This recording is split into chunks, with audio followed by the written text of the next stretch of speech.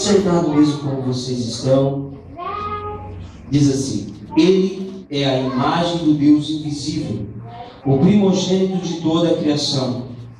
Pois nele foram criadas todas as coisas nos céus e na terra, as visíveis e as invisíveis, sejam tronos ou soberanias, poderes ou autoridades. Todas as coisas foram criadas por Ele e para Ele. Ele é antes de todas as coisas. Aleluia. E nele tudo subsiste. Ele é a cabeça do corpo, que é a igreja, e é o princípio e o primogênito dentre os mortos, para que em tudo tenha a supremacia. Pois foi do agrado de Deus que nele habitasse toda a plenitude, e por meio dele reconciliasse consigo todas as coisas, tanto as que estão na terra quanto as que estão no céu, estabelecendo a paz pelo seu sangue derramado na cruz. Amém? Eu acho que fica fácil de descobrir de quem o texto está dizendo, principalmente quando falamos no final, quando fala de seu sangue na cruz, fala de Jesus. Então eu vou ler de novo esse texto, só que todas as vezes que eu encontrar a palavra nele ou ele, eu vou substituir por Jesus. Amém? Vamos ler de novo? Vamos lá, verso 15. Jesus é a imagem do Deus invisível, o primogênito de toda a criação.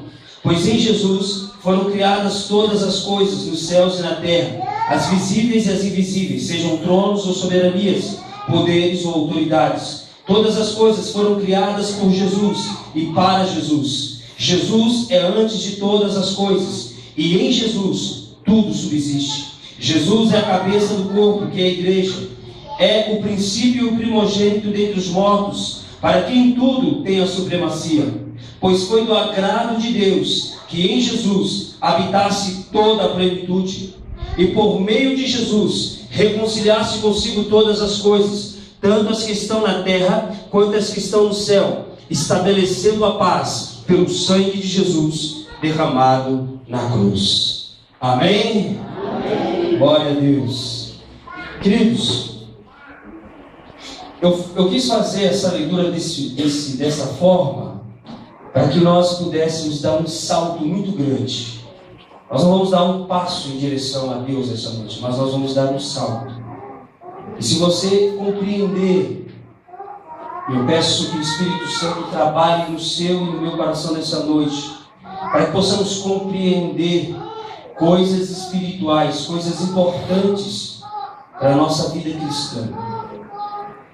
Eu quis ler dessa forma, para que você entendesse algo que nos nossos dias é pouco falado.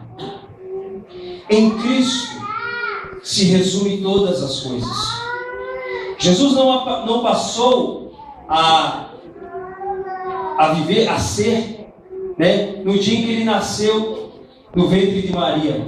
Algumas pessoas dizem assim: o nascimento de Jesus se deu e tal. Ali foi o nascimento físico de Jesus, quando o Verbo se fez carne. Mas Jesus não passou a habitar naquele dia, há quase 2.000 anos, há mais de 2.000 anos atrás. Não. Jesus já existia antes que todas as coisas foram criadas. Amém. O texto diz que ele estava lá, em que nele foram criadas todas as coisas. Em Jesus, todas as coisas existem. Se não fosse Jesus, nada existiria, porquanto Ele é Senhor de tudo e de todos. A gente anda em alguns lugares e ouve algumas pessoas dizerem assim, que Maria não é a senhora do Brasil, ou dizendo assim, o Brasil não tem uma senhora, o Brasil tem um senhor. E fica aquela coisa como se Jesus estivesse disputando com Maria o senhorio do Brasil ou de qualquer nação. Jesus não disputa com ninguém. Glórias! Jesus é Senhor de Maria, Jesus é Senhor da minha vida, Jesus é Senhor daquele que está lá fora, preso às drogas, Jesus é Senhor de tudo e de todos. Aleluia! Ele é. Ele é. Não é que eu queira, Ele é. Antes que você queira, antes que você deseje, Ele é. As coisas não acontecem por acontecer, todas elas passam permissão soberana dele. Nada que acontece sem o aval dele. A Bíblia diz que uma folha não cai da árvore sem a permissão dele. Agora entenda, se ele se preocupa com uma folha que cai da árvore, ele não se preocupa com a minha e com a sua vida. Se ele se preocupa com algo que cai, murcha, se desfaz, vai embora, ele não vai se preocupar com você, que ele fez para louvor da sua glória. Ele é Senhor de tudo e de todos. Nós podemos encontrar Jesus em toda a Bíblia, em toda a história. E hoje eu queria contar uma história para vocês, que a maioria de vocês já conhece. A maioria de vocês já conhece essa história. Mas eu queria contar um pouquinho diferente. Eu queria colocar Jesus nessa história. Porque a maioria dos pregadores, ao contar essa história, tiram Jesus dela. E como eu disse para você, Jesus existe antes de qualquer coisa. Jesus está exposto em toda a Escritura. Você pode encontrar Jesus no livro de Esther. Você pode encontrar Jesus nos Salmos. Você pode encontrar Jesus nas histórias dos juízes, dos profetas. Em toda a Bíblia, Jesus está presente. E eu quero contar uma história para vocês. É uma história que, como eu falei, todos nós conhecemos.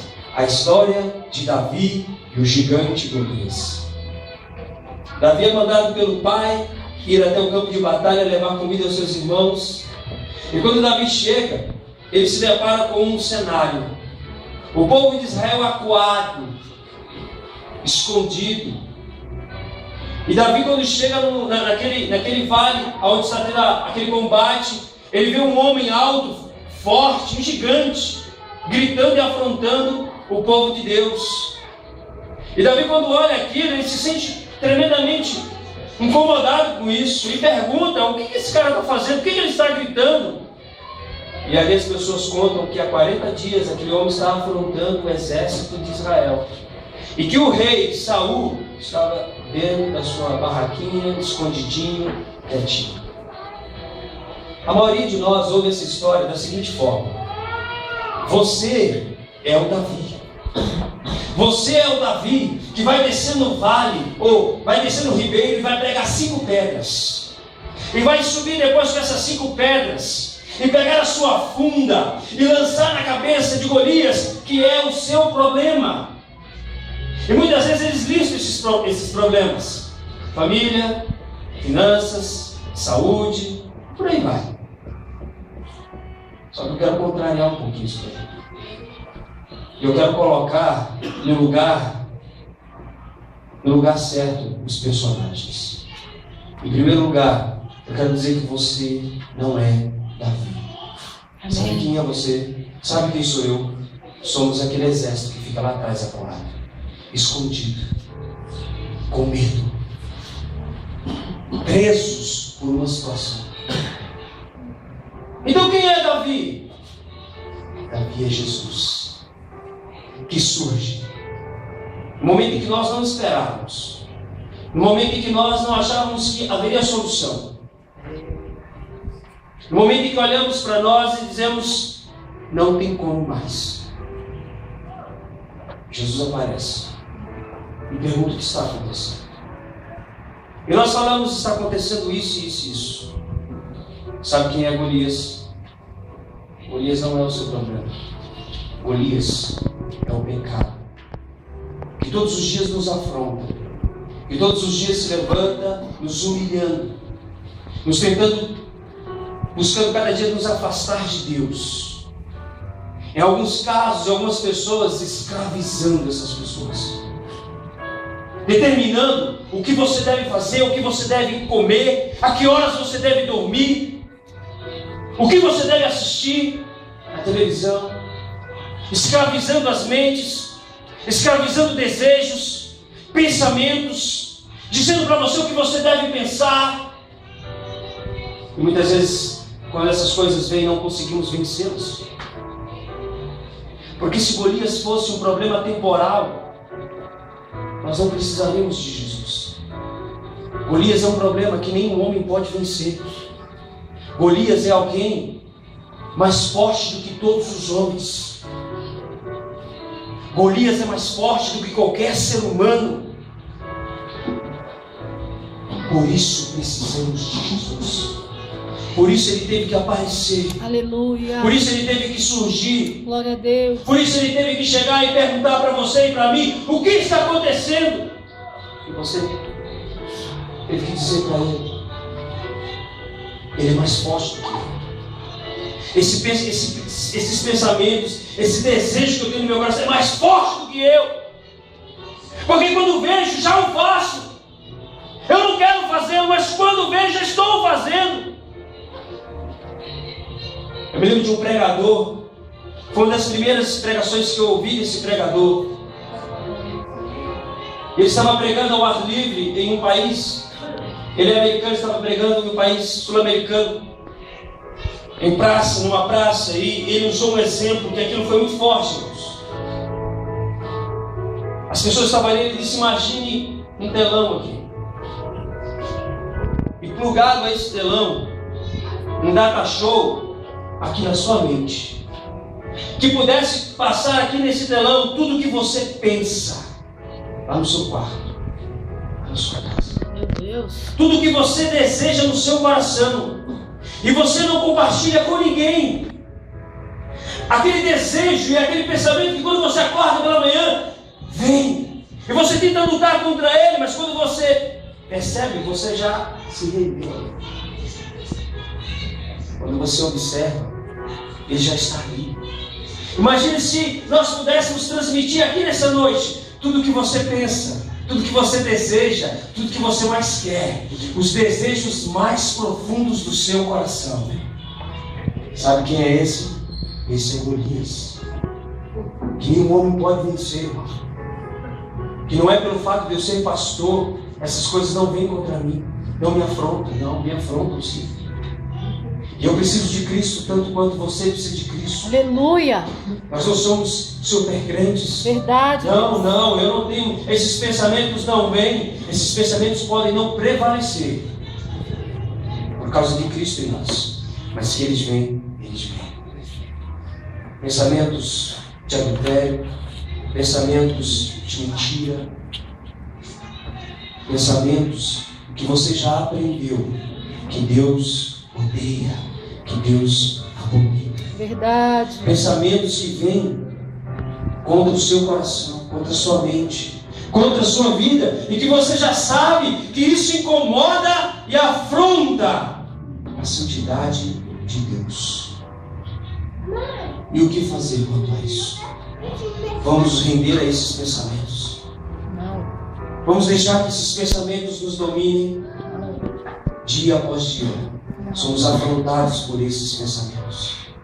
Mas a Bíblia diz que quando Jesus foi à cruz, ele despojou principados e potestades. Aleluia! Os expôs publicamente, triunfando Oh, sobre glória! eles na cruz.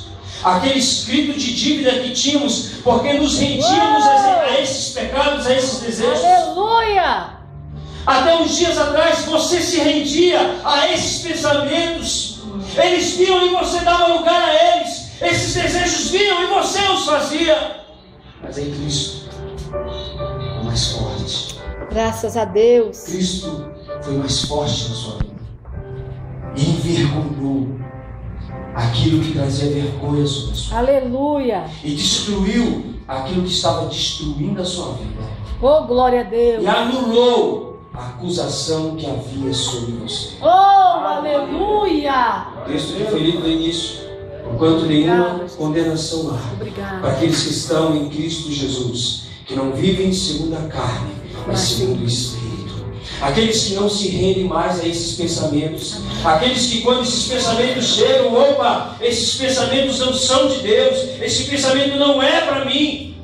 Aí você me diria: Hércules, por que eu devo rejeitar esses pensamentos? Porque segundo Deus, tais pensamentos produzem morte em nós. Então precisamos rejeitar todo tipo de morte em nós. Precisamos lutar, porque estamos morrendo quando cedemos a esses pensamentos. E todas as vezes que você diz não, Isso quer dizer que você se inclina para o Espírito de Deus, você se volta para Deus e você reconhece que aquilo produz morte, que em Deus há vida. Eu quero nessa noite dizer para vocês, amados, em nome de Jesus, e deixar essa palavra no coração de vocês. Cristo nos chama para vivermos para Ele. Aleluia. Cristo nos chama para vivermos para Ele. Talvez você entrou aqui nessa noite dizendo: eu não tenho pecados. Lembre-se do perdão. É um dos pensamentos, dos desejos. Cuidado, eles vêm. Você precisa se esconder em Cristo. Você precisa se esconder em Deus. Eu quero terminar citando um salmo para vocês. Que alguns de vocês talvez faziam isso antes. Eu não sei se alguém fazia isso. Deixava a Bíblia aberta no salmo. Salmo 24, Salmo 91. Eu quero citar. Mamãe. Eu quero voltar pro Mamãe lá da Bahia, 91, achando que as pessoas... deixava. Não, não só pessoas que. Até nós cristãos. Eu conheci pessoas que abriam a Bíblia. O inimigo está aqui, irmãos. Vamos ler o Salmo 91. E eles liam o Salmo 91. Aquele caminho, esconderijos do Altíssimo, Salmo 91. E não sei o que, e tal. Temos que já tem um salmo até decorado, irmãos. Que é isso? Coisa tremenda, irmãos. Aprendi isso muito. Eu não consigo decorar esse negócio, irmão. Eu já tentei, mas eu troco as palavras. Não sei se é por causa das versões que são diferentes. É leão, leãozinho, astro. Você está entendendo? Entenda uma coisa. O Salmo, eu aprendi com os pentecostais que o Salmo 91 é um salmo de proteção. Eles diziam muito isso. O Salmo 91 é um salmo de proteção. Aí eu ouvi isso, porque de fato ele fala de uma proteção. Mas aí tem um dia que a ficha caiu, meu. Que o Salmo 91 só funciona se você entender o versículo 1. Toda aquela proteção só virá. Oh, aleluia! Glória a Deus! Olha, querido, sabe, tudo aquilo que Ele oferece, toda aquela proteção, e praga nenhuma chegará à tua tenda, e tudo aquilo que Ele diz só vai acontecer naquele que está escondido. Aleluia! Esconderijo do Altíssimo. Glória a Deus! E o mais lindo de tudo é que o esconderijo do Altíssimo tem nome, e o nome dele é Jesus. Aleluia! Quando você e eu, quando nós entregamos a nossa vida ao senhorio de Cristo e declaramos de fato: Jesus, Tu és o Senhor da minha vida, então automaticamente, irmão, você é levado a esse esconderijo. Oh, glória! Ele sendo o Senhor da sua vida, nada acontece sem o aval dele. Todas as coisas cooperam para o bem daqueles que amam a Deus, que foram chamados segundo o seu propósito. Em outras palavras, todas as coisas cooperam para aqueles que se escondem em Deus através de Cristo Jesus. Amém. Quantos aqui amam a palavra de Deus? Amém? Se você pegar a sua Bíblia e ler as cartas, chamadas cartas paulinas, que foram, as cartas que Paulo escreveu, você vai encontrar nelas uma palavra, uma frase pequena, mas muito importante, dizendo assim: em Cristo, por Cristo, através de Cristo. Você vai encontrar isso dezenas de vezes. Paulo está nos dizendo alguma coisa, irmãos. Sabe o que ele quer nos dizer? É que a nossa vida pertence a Cristo. Se você está aqui nessa noite, saiba que Cristo te trouxe aqui. Se você é um nascido de novo, se você foi chamado das trevas para a luz de Cristo, isso quer dizer que Cristo te trouxe. É Ele, foi Ele que te buscou. Eu sou uma nova criatura. Olhe para mim, eu sou uma nova criatura porque eu tenho bons hábitos. Não, eu sou uma nova criatura porque Cristo fez uma obra sobrenatural no seu coração. Não é o seu jejum, não é o meu jejum, não é o que fazemos. Eu sou uma pessoa boa, eu ajudo as outras pessoas. Sabe, eu gosto de ajudar, eu às vezes deixo de ter para mim para dar para os outros. Isso não faz de você uma nova criatura. De fato, isso é um fruto, entre muitos outros, que testifica uma nova criatura. Mas a essência é que fomos recriados, transformados através de Cristo Jesus. Aleluia! Talvez você esteja aqui nessa noite e você ainda não experimentou essa transformação. Talvez você esteja aqui nessa noite e ainda não teve essa obra gloriosa de Cristo feita no seu coração. Talvez você seja até pastor. Talvez você seja um diácono, um obreiro, seja o que for. Não importa. Essa obra foi feita no seu coração. Você de fato está escondido em Cristo. A sua vida de verdade pertence a Ele. Se não, meu irmão, Ele está te chamando agora. Ele está te chamando ao arrependimento. Ele fez aquilo que você não podia fazer. Ele foi à cruz destruir aquilo que você não podia destruir. Ele matou aquele que estava te afrontando. Ele cortou a cabeça, isso é, Ele tirou toda a vida que havia sobre aquele que te afrontava. Aquele que te escravizava não pode te escravizar mais, porque Cristo triunfou sobre ele na cruz do Calvário. Hoje você pode ser livre, completamente livre do pecado, daqueles desejos, daqueles pensamentos e daquelas vontades que todos os dias vêm contra você. Se você correr nessa noite em direção a Ele, confessar os seus pecados, dizer a Ele: de fato, Jesus, eu alimento esses pensamentos, de fato eu alimento esses desejos, quando eles vêm eu me entrego a eles. Mas nessa noite, meu irmão, eles foram destruídos na cruz do Calvário. Aleluia! Eles foram aniquilados na cruz do Calvário, meu irmão. Aquilo que te escravizava não pode te escravizar mais. Aquilo que te dominava não vai te dominar mais. E o que eu preciso fazer é unicamente você precisa chegar-se a Ele e dizer a Ele: Jesus, eu preciso de Ti. Eu reconheço que aquilo que o Senhor fez eu não poderia fazer. Eu reconheço que eu tinha uma dívida com Deus. E eu quero terminar com isso. Você e eu tínhamos uma dívida com Deus. Era impagável. Você não podia pagar. E Jesus falou: eu vou pagar. E por amor, não por merecimento. A minha filha tem 8 anos. E esses dias eu perguntei a ela: por que você ama a Jesus? E ela disse: porque Jesus morreu por mim. E eu perguntei a ela: e por que você acha que Jesus te ama? Ela não soube dizer. Sabe o que eu disse para ela? Nem eu sei dizer, minha filha. Porque Deus nos ama. Porque somos falhos, somos errantes, e mesmo assim Ele nos ama. Oh, aleluia! Falhamos, caímos, e ao invés de nos acusar quando caímos, e Ele poderia fazer isso porque Ele é santo.